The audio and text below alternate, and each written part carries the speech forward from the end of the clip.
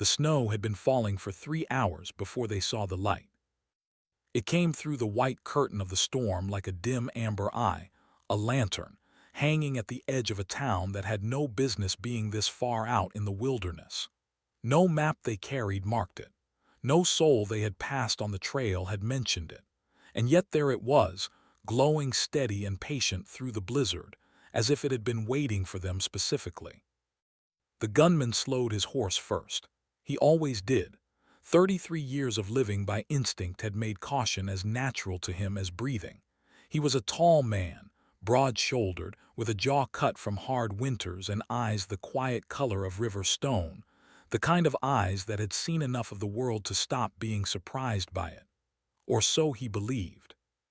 He turned in the saddle to look at.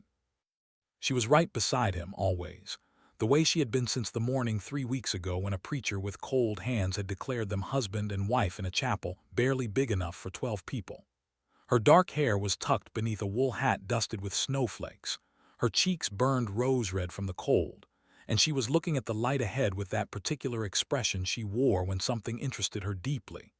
Chin slightly lifted, eyes bright, lips pressed together in quiet thought. "Town," he said. "I have eyes," she replied warmly. He almost smiled, almost. They rode in together, their horses breathing thick clouds of steam into the frozen air, hooves pressing silently through the deep snow. The trail narrowed into a main road and the buildings rose up on either side, a general store, a barber, a saloon with warm light bleeding gold through its fogged windows, an inn at the far end with a hand-painted sign that creaked softly on its iron hook despite there being no wind. That was the first thing he noticed. No wind. The snow was falling perfectly straight, in slow and heavy silence, as though the world had been paused and someone had simply forgotten to stop the snow. The second thing he noticed was the rocking chairs. There were 3 of them lined along the porch of the general store, and they were rocking, gently, steadily, in a rhythm that was almost breathing, but every single one of them was empty.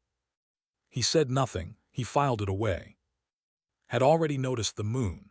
It sat enormous and silver-white above the town, so full and so low it seemed almost reachable, casting a light that turned every rooftop and into something luminous and strange. It was the kind of moon that belonged in a painting too perfect, too bright, too still. "Beautiful," said softly. He answered. They tied their horses at the inn and pushed through the door into warmth. A small bell above the frame chimed once.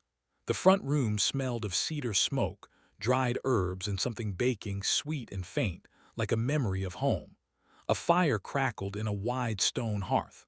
A tabby cat slept on the rug before it, entirely unbothered by their arrival. The woman who appeared from the back room was old, silver-haired and small-framed, with the kind of face that had been deeply kind for so long that kindness had become its permanent shape. She wore a dark wool dress and a white apron, and she moved with the unhurried calm of someone who had never once been surprised by a guest arriving late in a storm. "I thought I heard horses," she said, as though she had been expecting them specifically. She looked at first, then at the gunman, and something moved briefly across her eyes, not quite recognition, not quite relief, before settling back into warmth. Come in, come in. You must be half frozen." Before could speak, the old woman had already lifted a folded wool shawl from the chair beside the door and wrapped it around shoulders with the practiced ease of a grandmother. "Thank you," said, genuinely touched. "We just need a room for the night, one night." "Room 7, the old woman said, reaching for a brass key on the wall without hesitation, as though she had always known which room they would need. "I am." The gunman set his saddlebag on the floor and looked at her steadily. "We ride at first light," he said. It was not a question. It was not a request. It was the kind of statement a man makes when he needs the world to understand that he is in control of his own direction. Smiled at him, not dismissively, warmly, patiently, the way one smiles at someone who has just said something they will later find amusing. "Of course," she said. She held out the key. The moon is at its fullest tonight. Don't let the cold fool you into leaving before morning." He took the key. He thanked her with a nod. Later that evening, they sat together in the saloon among townsfolk who were extraordinarily kind, offering hot cider and warm stew, fiddle music and laughter, welcoming them like family returning from a long journey. Cheeks glowed in the firelight. She was happy. He watched her and felt something loosen in his chest that he had no word for. Then an old blind man in the far corner turned his clouded eyes toward the gunman and said quietly, barely above the music, "The last couple who said one night, said it for 3 years." The gunman said nothing. He took a slow sip from his cup, but had already seen the clock above the bar. It had no hands. He was awake before. That was nothing new. He had spent enough years sleeping light, one ear always open, one hand always close to something that could protect him. But this morning was different.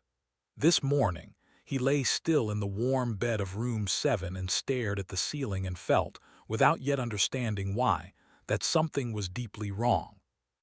He turned his head toward the window. Dark. He waited, breath softly beside him, her dark hair fanned across the pillow. The wool shawl had given her folded neatly on the chair beside the bed. He watched the window.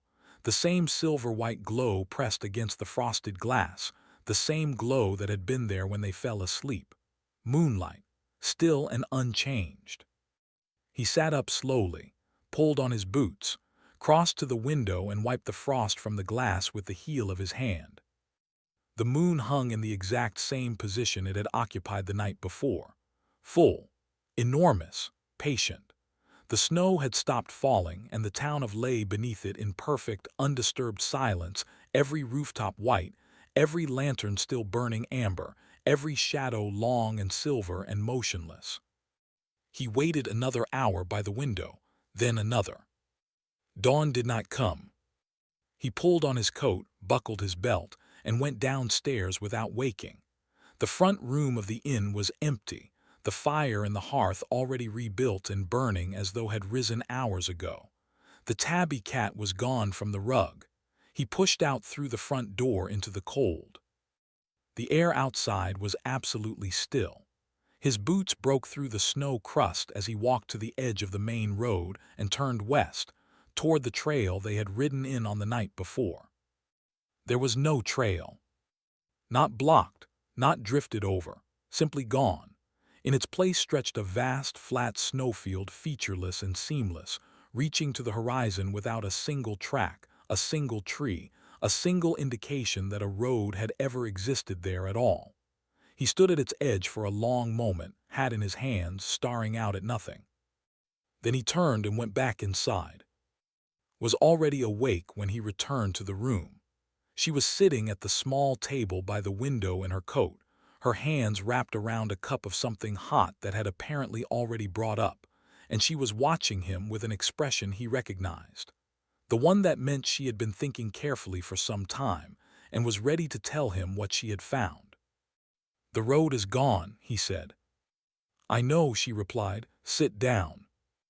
She had spent the early hours talking with the townspeople, quietly, gently, the way always moved through the world, with a warmth that made people open like windows in spring. An elderly woman by the fire, a young man sweeping snow from the saloon steps who had paused and spoken to her in a low voice, glancing over his shoulder as he did. A small girl who had pressed her face to a window and whispered something through the glass that had leaned close to hear. The story had come together piece by piece, like a quilt assembled from scraps of grief.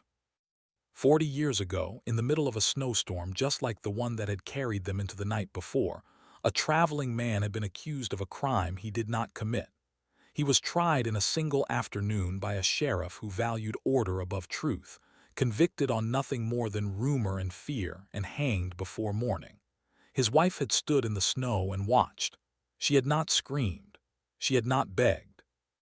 She had simply stood very still, and when it was over she had looked at the town, all of it, every face, every lantern, every closed curtain, and she had spoken one sentence into the cold air. This town will never see another sunrise until a love strong enough to carry forgiveness walks through it. Then she had walked to the edge of the snowfield and disappeared. The curse had taken hold before the sun rose the following morning. It had not risen since. The townspeople were not cruel. They were not sinister. They were simply trapped, ordinary, sorrowful souls suspended in the same endless winter night for 4 decades, unable to leave, unable to age beyond a certain point, unable to do anything but wait for something none of them fully understood. Some of the children had never seen daylight. Some of the elders had stopped speaking of the sun altogether, the way one stops speaking of a person who is gone too long to mourn properly. The gunman listened to all of this without moving, then said carefully, "Wants to speak with you, alone." He found her by the fireplace downstairs, sitting in the high-backed chair as though she had not moved all night. She did not look up when he came in. She was holding something in her lap, a piece of paper, folded and yellowed at the edges, worn soft from years of handling. She held it out to him without a word. He took it, unfolded it slowly. It was a wanted poster, old. The ink faded to brown, the corners crumbling, but the face drawn on it was clear enough, older than he remembered, harder. The jaw set with authority, the eyes carrying the flat certainty of a man who had never once questioned whether he was right. He knew that face. He had spent 33 years carrying it inside his chest like a stone. It was his father. The words beneath the sketch confirmed what the face had already told him. Sheriff, 1841. The man who had hanged an innocent stranger in the snow. The man who had died when his son was barely 6 years old, leaving behind nothing but a name the boy had tried his whole life to outride. The fire popped, a log shifted, the gunman stood perfectly still. Spoke then quietly, "The town did not catch you by accident.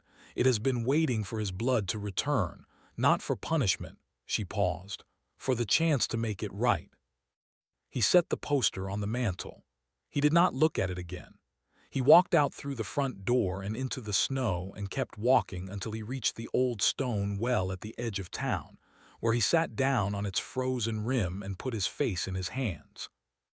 He did not hear follow him, but he felt her sit beside him in the snow, close, warm, steady as a heartbeat.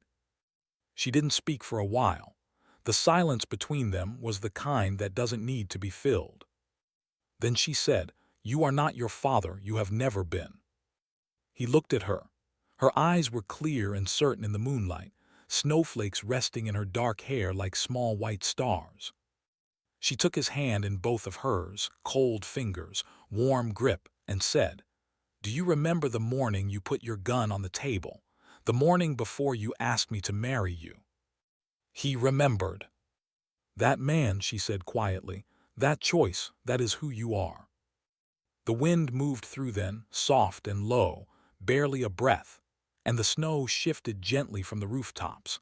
And somewhere in the distance, the music box in their room upstairs began to play on its own, sweet and faint and clear, as though the night itself had been listening and wanted them to know it understood. The gunman looked at for a long moment. Then he stood and offered her his hand and helped her up from the snow. He had something to do. Told him where to find her. Not in words, she simply walked to the window of the inn and pointed toward the far edge of, where the last building sat separated from the rest of the town by a wide stretch of untouched snow. It was a small cottage, low-roofed and heavy with winter, its single window glowing with the faintest light, like an ember that had been burning alone for a very long time and had nearly forgotten why. The gunman looked at it for a moment. Then he nodded once, buttoned his coat to the collar and turned too. She was already beside him, already pulling on her gloves. He didn't tell her to stay back. He had learned in 3 weeks of marriage that telling to stay back was roughly as effective as telling the snow to fall upward. And truthfully, he did not want to do this alone. He was not sure he could. They walked together through the silence of side by side, their boots pressing twin tracks through the deep snow. The town was still around them, But not empty faces watched from windows, soft and pale in the moonlight, following them with expressions that held something between hope and the particular exhaustion of people who have hoped before and survived the disappointment. The cottage door was old oak, dark with age, its iron hinges laced with frost.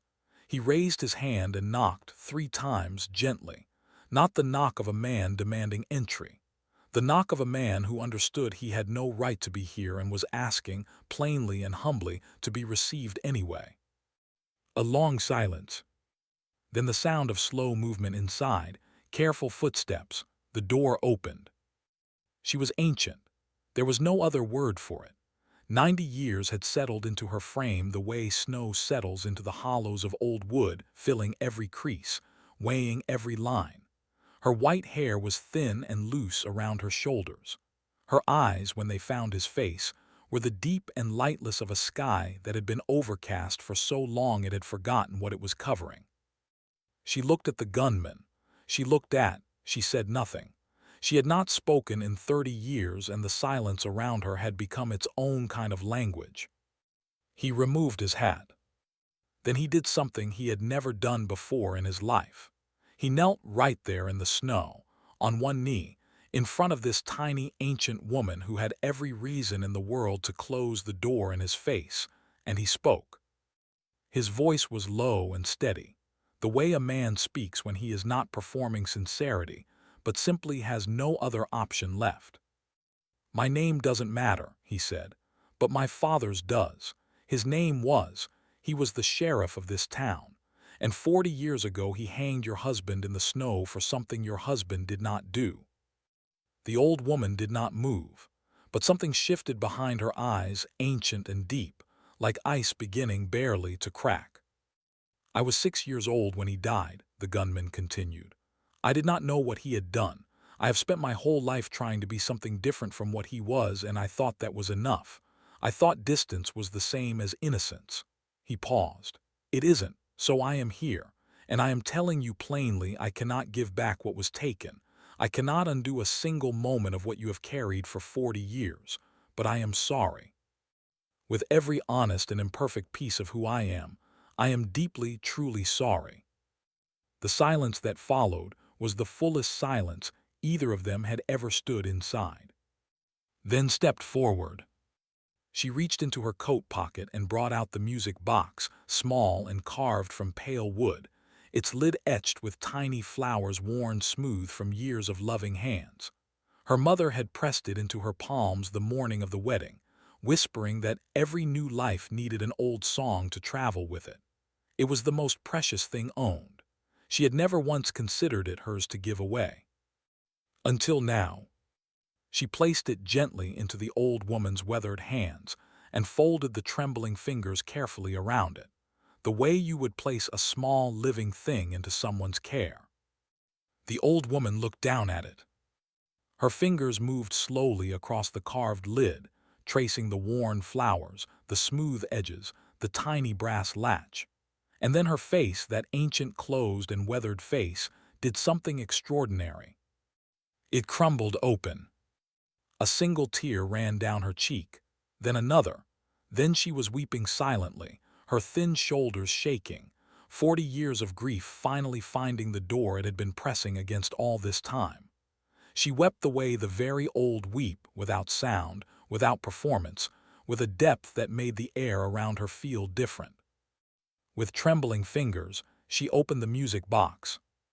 The melody rose into the frozen night, soft and sweet and heartbreakingly clear, each note hanging in the cold air like a small bright thing that had never expected to be this beautiful. The sound traveled. It moved down the empty road of and touched every frosted window and every amber lantern and every motionless rocking chair. And then something answered it. A sound moved through the town, not loud, not dramatic, but deeply felt, like a breath drawn after a long time underwater. Windows trembled in their frames. Snow slipped in soft sheets from the rooftops. The amber lanterns flickered once together, as though every flame in had exhaled at the same moment. The gunman stood and looked west. The enormous silver moon, that ancient, immovable, patient moon, was moving.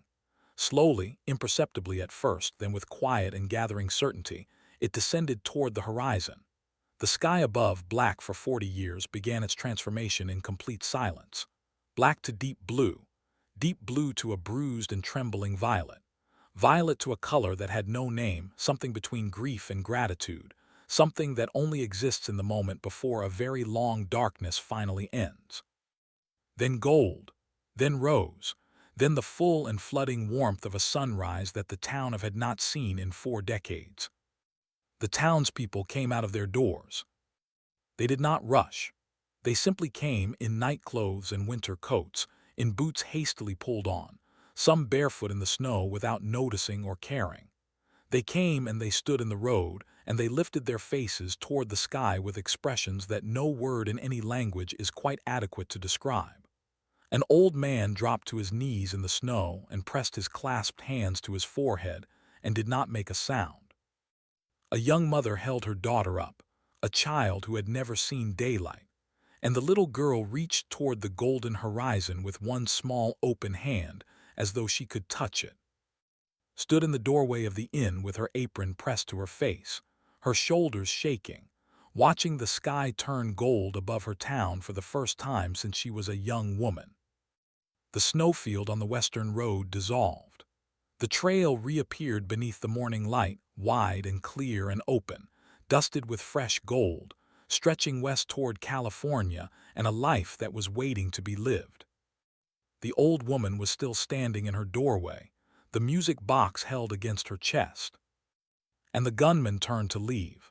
But before they had taken 3 steps, they heard it, a voice, thin and unused as old paper, speaking for the first time in 30 years.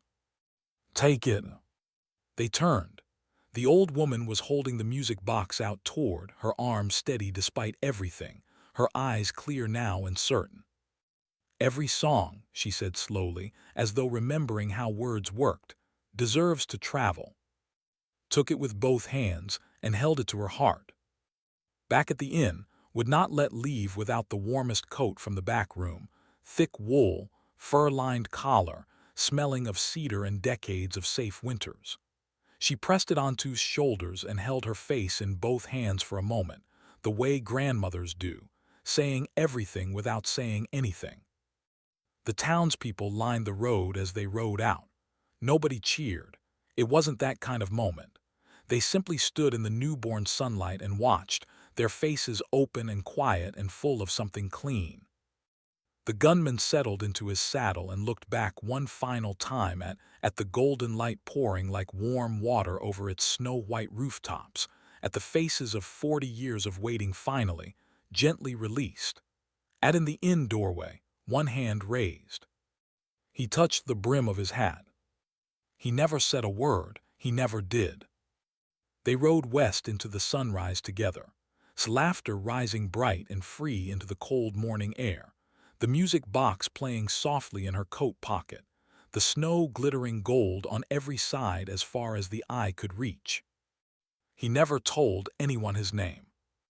But they carved it into the welcome sign that very morning, right beneath 6 words that said everything a name never could. He stayed one night, he gave us forever.